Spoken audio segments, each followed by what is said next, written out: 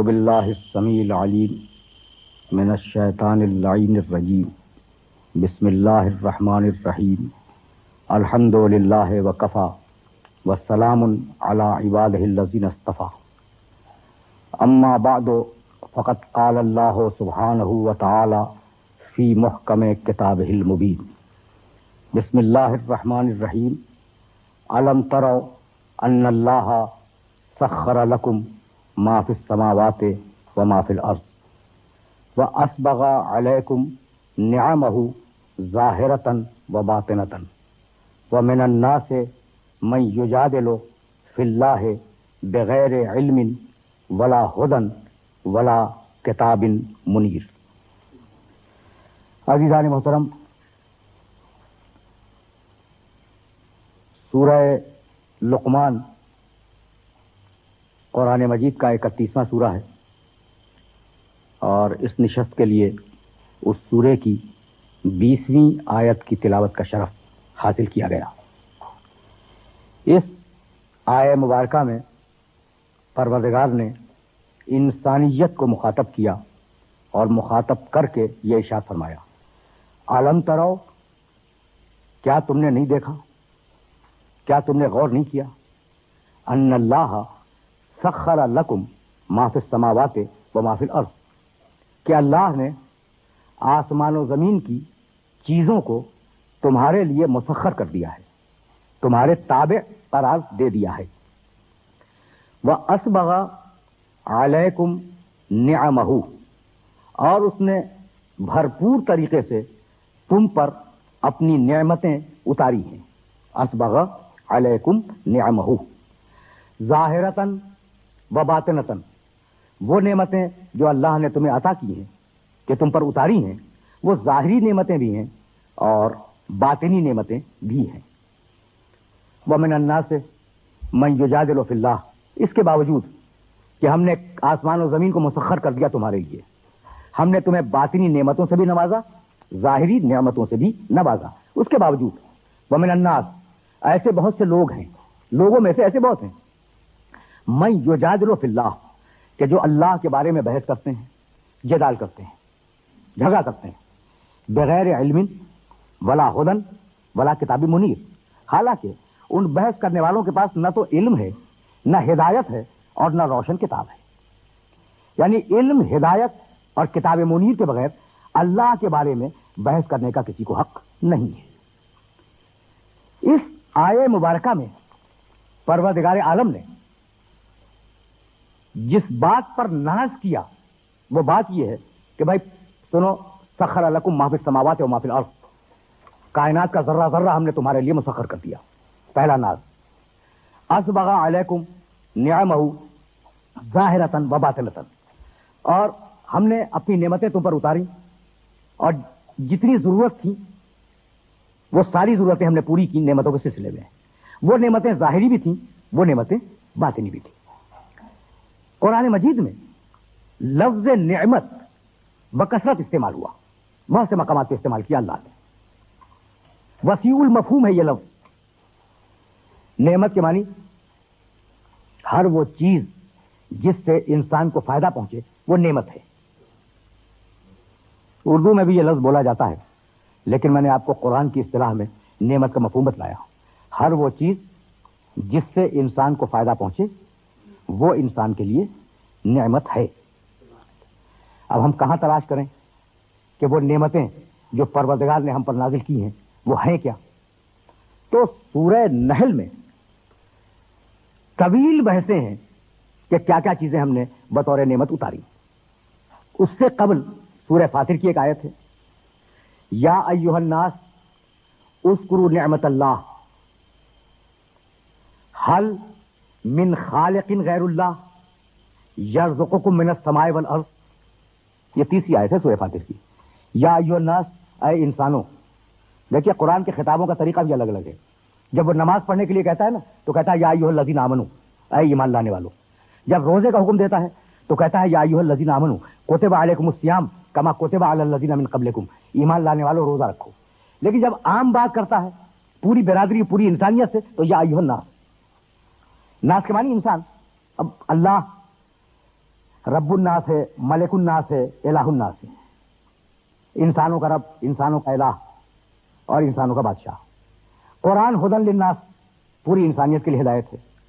محمد رسول اللہ کافۃ للناس، پوری انسانیت کے لیے رسول بنائے گئے ہیں۔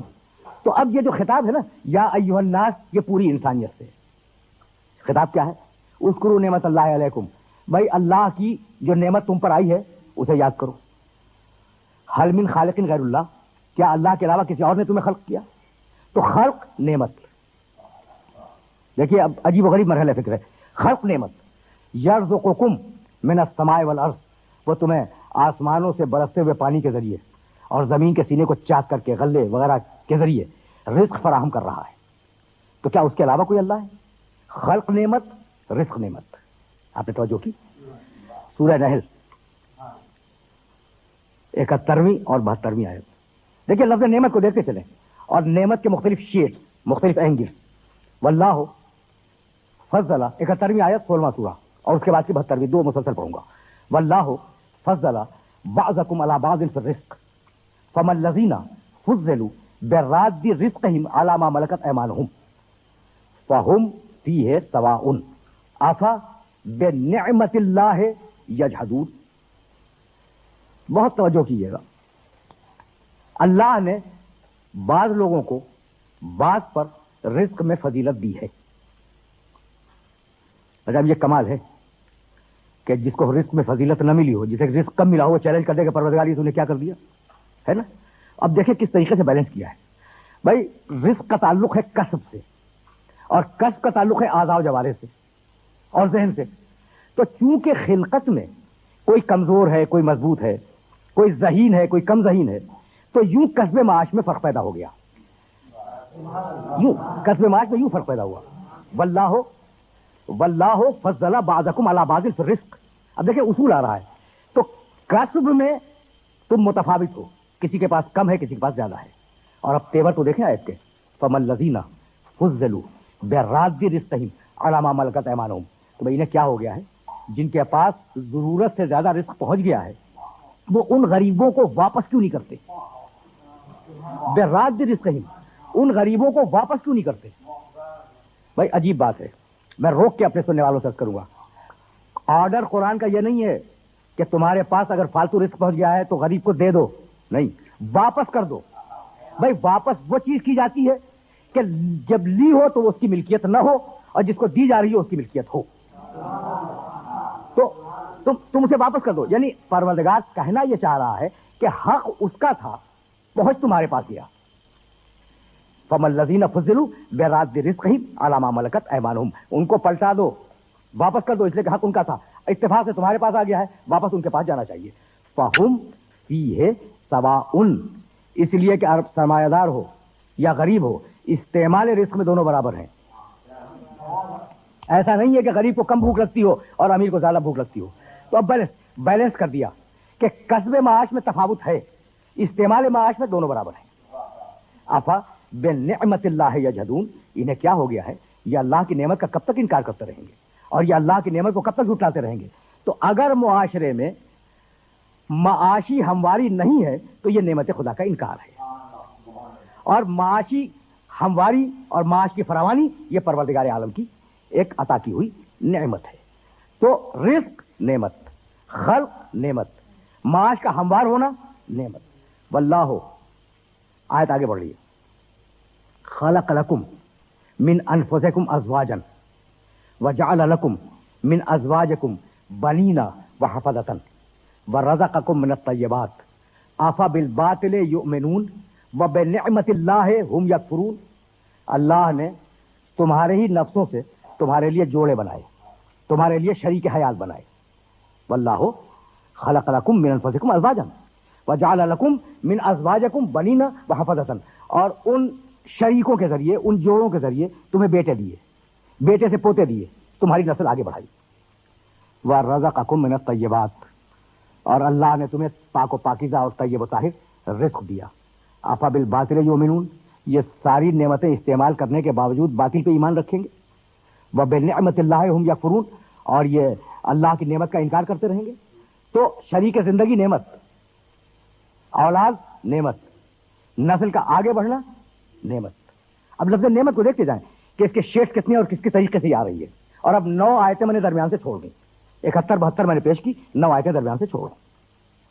واللہ جعل لکم من بیوتکم سکنا وجعل لکم من جلود الانعام بیوتا تستخفونها یوم ظعنکم ویوم اقامتکم ومن اصوافها واوبارها واشعارها اساسا ومتاعا الی حین. فإن بھائی عجیب و غریب بات ہے، یعرفون نعمت اللہ ثم ینکرونها واکثرهم الکافرون. یعنی عجیب بات ہے. یہ آیت ذہن میں اگر آ جائے تو میں سمجھتا ہوں کہ میری محنت سوارت ہونے لگے گی، لیکن میں یہ چاہ رہا ہوں کہ میں نے 2 آیتیں پڑھی، درمیان والی آیت بھی پڑھی دوں، اگرچہ خوف طوالت کے سبب اسے میں روک رہا تھا. واللہ جعل لکم من بیوتکم سکنا، اللہ نے تمہارے گھر بنائے. ہاتھ پاؤں سے تو تمہارے تھے، لیکن گھر بنانے کا طریقہ اور فکر اللہ نے تمہیں دی. تو اللہ نے تمہارے لیے گھر بنائے، ان گھروں کو تمہارے لیے باعث سکونت قرار دیا. 2 باتیں ہو گئی. وجعل لکم من جلود الانعام بیوتا، اور اللہ نے مویشیوں کی کھال سے تمہارے لیے گھر بنوائے. تستخفونها یعنی خیمے، وہ جو گھر ہے نا وہ تمہارے لیے بڑے خفیف سے ہیں. یوم ظعنکم و یوم اقامتکم، جب تم سفر کر رہے ہو تو اٹھا کے آسانی سے انہیں پیٹھ پہ لاد لو ناقے کے، اور جب قیام کرنا چاہو آسانی سے اتارو اور اتار کے اپنے پاس رکھ لو. ومن اصوافها واوبارها واشعارها اساسا ومتاعا الی حین، ہم نے اون میں، کھال میں، روئے میں تمہارے لیے سامان رکھا ہے اور زندگی کے اسباب فراہم کر دیے ہیں الی حین، ایک معین مدت کے لیے. تو اب یہ سب چیزیں ہم تمہیں دے رہے ہیں. واللہ، اب دیکھیے آیت آگے بڑھ رہی ہے. وہ آیت میں نے مکمل کی، اب یہ آیت میں نے نہیں پڑھی تھی، اب چاروں پڑھ دوں. واللہ جعل لکم مما خلق ظلالا وجعل لکم من الجبال اکنانا وجعل لکم سرابیل تقیکم الحر وسرابیل تقیکم باسکم کذالک یتم نعمتہ علیکم لعلکم تسلمون. فإن تولوا فإنما عليك البلاغ المبين يعرفون نعمت اللہ ثم ينكرونها واکثرهم الکافرون. اب بہت ٹھنڈے دل سے سنیے گا ترجمہ. پہلی آیت کا ترجمہ کر چکا. واللہ جعل لکم مما خلق ظلالا، اللہ نے بہت سی چیزوں کو پیدا کر کے ان کے سائے بھی پیدا کیے. سایہ بھی ایک نعمت ہے. اگر متواتر سورج چمکتا رہے اور سایہ انسان کو نہ ملے تو شاید زندگی کا ایک دن بھی انسان جلے بغیر نہ گزار سکے، اور دوسرے دن پوری انسانیت جل جائے. اگر متواتر سورج کی شعاعیں کسی انسان پہ پڑتی رہیں یا کسی چیز پر تو دنیا بھڑک کے بجھ جائے. تو یہ سایہ بہت بڑی نعمت ہے اللہ کی. واللہ جعل لکم مما خلق ظلالا، چیزیں پیدا کی، ان کے سائے پیدا کیے. ومن الجبال اکنانا، پہاڑوں میں تمہارے رہنے کے لیے غار پیدا کیے. وجعل لکم سرابیلا، تمہیں لباس بنانے سکھلائے. تقیکم الحر، جو تمہیں سردی اور گرمی دونوں سے بچاتے ہیں. وسرابیل تقیکم باسکم، حد تو یہ ہے کہ تمہیں ہم نے زرہ کا لباس بنانا سکھایا تاکہ جنگ میں تم اس کے ذریعے محفوظ رہ سکو. کذالک یتم نعمتہ علیکم، ہم اسی طریقے سے اپنی نعمتوں کو تمہارے اوپر تمام کرتے ہیں. لعلکم تسلمون، تاکہ تم ہمارے مسلمان ہو جاؤ. تو یہ جو نعمتیں دی جا رہی ہیں نا وہ اس لیے دی جا رہی ہیں کہ تم اللہ کے مسلمان ہو جاؤ. یعرفون نعمت اللہ ثم ینکرونها واکثرهم الکافرون، بہت سے لوگ اللہ کی نعمتوں کو خوب جانتے ہیں اور پھر اس کا انکار کرتے ہیں. ان کی اکثریت کفر کرنے والوں کی اکثریت ہے. اب میں رک رہا ہوں.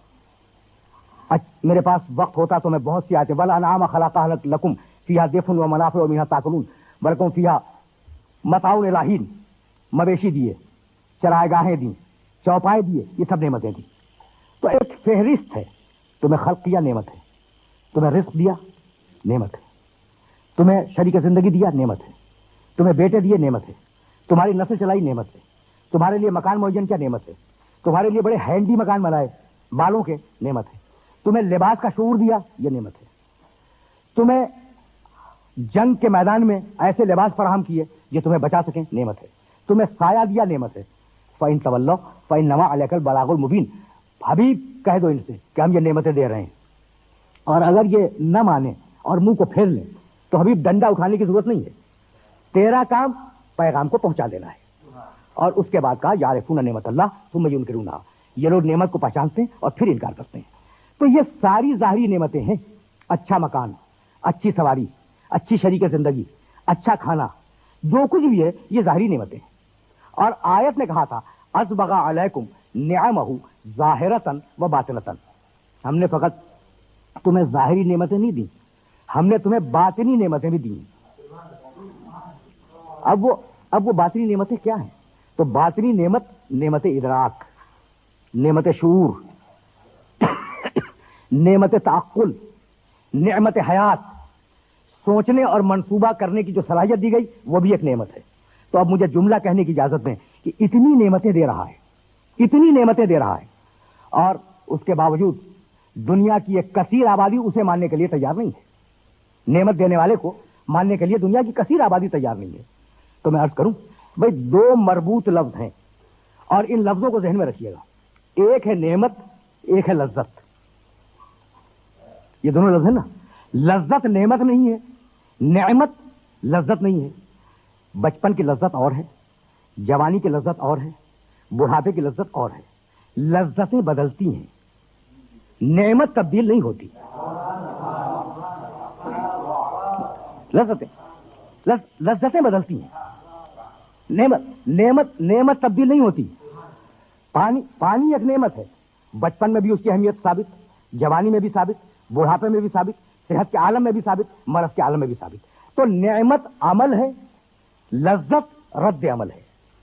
اب میں اس کو اور بھی واضح کروں کہ بھئی نعمت تو سمجھ میں آ گئی نا، نعمت انسان کی ضرورت، لذت اس ضرورت کی کیفیت سے لطف اندوز ہونا۔ تو اب اگر کسی کو پانی کڑوا لگ رہا ہے تو خرابی پانی کی ہے یا اس کے مرض کی؟ بہت سیدھا، اگر کسی کو ملیریا کا مرض ہو جائے تو ملیریا کے مرض میں پانی کڑوا لگنے لگتا ہے، جگر کی بہت سی خرابیوں میں پانی کڑوا لگتا ہے۔ تو اب اگر زبان پانی کو چکھنے کے بعد یہ کہے کہ جناب یہ پانی کڑوا ہے، تو خطا زبان کی ہے یا خطا نعمت کی ہے؟ تو بھائی اس بات کو ہمیشہ کے لیے یاد رکھو کہ خطا نہ نعمت میں ہے نہ نعمت دینے والے میں ہے، وہ جو اسے استعمال کر رہا ہے اس استعمال میں کوئی نہ کوئی مرض ہے کسی مقام پر جس کی وجہ سے نعمت میں خطا محسوس ہو رہی ہے۔ بھائی بات تو واضح ہے نا؟ تو اب ہم پانی کو اس لیے نہیں ٹھکرا سکتے کہ وہ کڑوا لگ رہا ہے، ہمیں اپنی زبان کو درست کرنا ہوگا۔ تو اب جتنی بھی نعمتیں پروردگار نے دی ان ساری نعمتوں میں ہین ہے، اساساً و متاعًا الی حین، بیوی بچے ایک وقت کے لیے، زمین ایک وقت کے لیے، آسمان ایک وقت کے لیے، سونا چاندی ایک وقت کے لیے، مکان جب تک ہو ٹھیک ہے، قبر میں چلے گئے بیکار۔ تو ساری ظاہری نعمتیں ایک وقت کے لیے، اور اب باطنی نعمت وہ جو تمہارے ساتھ ساتھ جائے۔ اور وہیں اپنے سننے والوں کو روک رہا ہوں کہ وہ باطنی نعمت ہے کیا جہاں پروردگار لانا چاہ رہا ہے۔ تو اگر یہ بات واضح ہو گئی ہو تو ایک جملہ اور سنتے جائیں۔ کتنی نعمتیں دی؟ اتنی دی کہ دو مقام پر قرآن میں کہا وَإِن تَعُدُّوا نِعْمَتَ اللَّهِ لَا تُحْصُوهَا، ہے نا؟ اگر تم اللہ کی نعمتوں کو گننے بیٹھ جاؤ، پوری انسانیت کو چیلنج ہے، پوری انسانیت جو خربوں میں ہے نا ان کو چیلنج ہے، اللہ کی نعمتوں کو اگر گننے بیٹھ جاؤ لا تحصوها، زندگی بھر گن نہیں سکو گے۔ پڑھے لکھے لوگ بیٹھے ہوئے، اور ظاہر ہے کہ جتنے پڑھے لکھے جہاں ہیں اتنے پڑھے لکھے لوگ اس تقریر کو آگے سنیں گے۔ بھائی آج کا جو ماڈرن سبجیکٹ ہے معاشیات، اس میں یہ بحث کی جا رہی ہے، یہ بحث قابل غور ہے اور آپ کے سننے کے قابل ہے کہ بھائی بات یہ ہے کہ معاشی ناہمواری کا سبب کل اتنا ہے کہ ہماری ضروریات ہیں لامحدود اور نعمتیں ہیں محدود۔ تو وہ محدود نعمتیں ہماری لامحدود ضرورتوں کو پورا نہیں کر پاتی، اس لیے ایک چھین رہا ہے دوسرے سے، دوسرا چھین رہا ہے تیسرے سے۔ یہ ہے اکنامکس کی تھیوری، یہ انسانی معاشیات کا نقطہ نظر ہے۔ میرے پاس اصطلاحیں ہیں، میں اس سبجیکٹ سے بخوبی واقف ہوں لیکن تفصیل میں جانا نہیں۔ معاشیات کے ماہر نے کیا کہا؟ ہماری ضرورتیں لامحدود، ادھر کی نعمتیں محدود۔ تو جب لامحدود لوگوں کے پاس تھوڑی سی چیز آئے گی تو چھین جائے گی اور اس میں افراتفری پیدا ہوگی۔ بھائی قرآن کی اس آیہ مبارکہ پر غور کیوں نہیں کرتے کہ وَإِن تَعُدُّوا نِعْمَتَ اللَّهِ لَا تُحْصُوهَا، اگر اللہ کی نعمتوں کو گننے بیٹھو، خرچ کرنا تو دور کی بات ہے، गिनने बैठो तो गिन न सको, तो तुम महदूद हो, नेमतें लामहदूद हैं। बिल्कुल बिल्कुल बरअक्स बात है जो आज का माहिर माशियात सोच रहा है ना, उसके बिल्कुल बरअक्स कुरान मजीद में कहा गया कि तुम महदूद हो, हमने जो नेमतें दी हैं वो लामहदूद है। अच्छा, तो अब अल्लाह की दी हुई नेमतें लामहदूद, वो ज़ाहिरी नेमतें हों या बातिनी नेमतें हों। अब बात आ गई बातिनी नेमतों तक, तो वो बातिनी नेमत क्या है अब आपसे बेहतर कौन जानेगा। इहदिना सिरातल मुस्तकीम सिरातल लज़ीना अनअमता अलैहिम, यह है बातिनी नेमत। परवरदिगार सिरात मुस्तकीम पर बाकी रख। ये क्या है सिरात मुस्तकीम? सिरातल लज़ीना अनअमता अलैहिम, ये उनका रास्ता है जिन पर तूने अपनी नेमतें उतारी हैं। भाई तवज्जो रखिएगा, ये उनका रास्ता है जिन पर तूने अपनी नेमतें उतारी हैं। तो परवरदिगार हमें उस रास्ते पे चला जो नेमत पाने वालों का रास्ता है। यानी मैं कहना यह चाह रहा हूं कि नेमत के रास्ते पे चला नहीं, नेमत पाने वालों के रास्ते पे चला। नेमत और है, पाने वाले और हैं।